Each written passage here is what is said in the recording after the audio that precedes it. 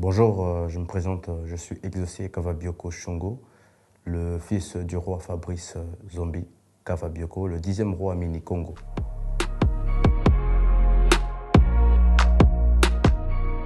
Je viens ici auprès de vous pour créer la justice auprès du président de la République, M. Félix-Antoine Tshisekedi, à qui je viens vers lui en tant que fils, afin de pouvoir prendre en main toutes les intercalations ou toutes les insultes et toutes menaces d'une manière à l'autre à qui mon père fait face en ces moments dans son pays.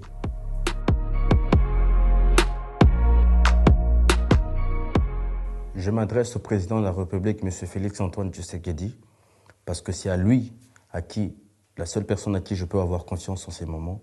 Et au moment que mon père passe à des moments des injustices, des attaques et des intercalations de plusieurs personnes, de plusieurs autorités qui sont maintenant là au pays, à la République démocratique du Congo.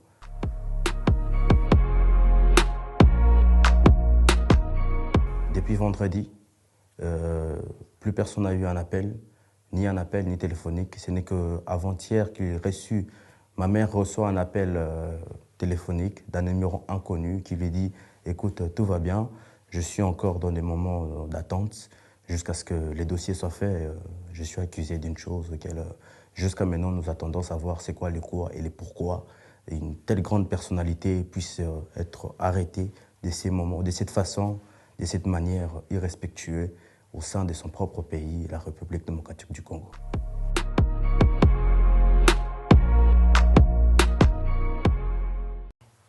J'attends la réaction du président de la République, à qui je sais qui peut faire bouger des choses au plus vite et que je connais. Mon père a eu à se battre avec fierté, avec sacrifice, lié même à ces peuples aujourd'hui, à cette mission qu'il a répondu ok et oui pour aller se sacrifier entre le peuple Téké et le Bayaka. Aujourd'hui, les politiciens l'accusent d'être chef de Bayaka, chef de Batéké et le chef de ces problèmes liés au sein du Congo.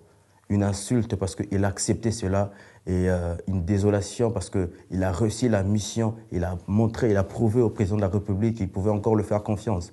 Mais aujourd'hui, il est accusé par plusieurs menaces, il est accusé par plusieurs personnes qui disent que non, c'est lui qui dirige cette peuple Bayaka et le Batéké. Alors j'attends la réaction du président, de prendre ces choses en main, de l'écouter lui-même personnellement ce qu'il a à dire et de faire en sorte que le nom Royaume Soukou, le nom Kavabioko ne puisse plus être insulté de la sorte que de jour en jour, qu'on puisse entendre l'arrestation du roi, l'arrestation du roi, l'arrestation du roi. Ici, le peuple belge, les gens qui me soutiennent ici en Belgique ne trouvent pas ça correct. Comment une personne qui se bat pour le pouvoir, qui se bat pour une personne, se bat pour votre président, mais puisse être en condition auprès de son propre peuple, être en prison, avoir des informations, des fausses informations pour créer un trouble, une instabilisation au pays et à la République démocratique du Congo.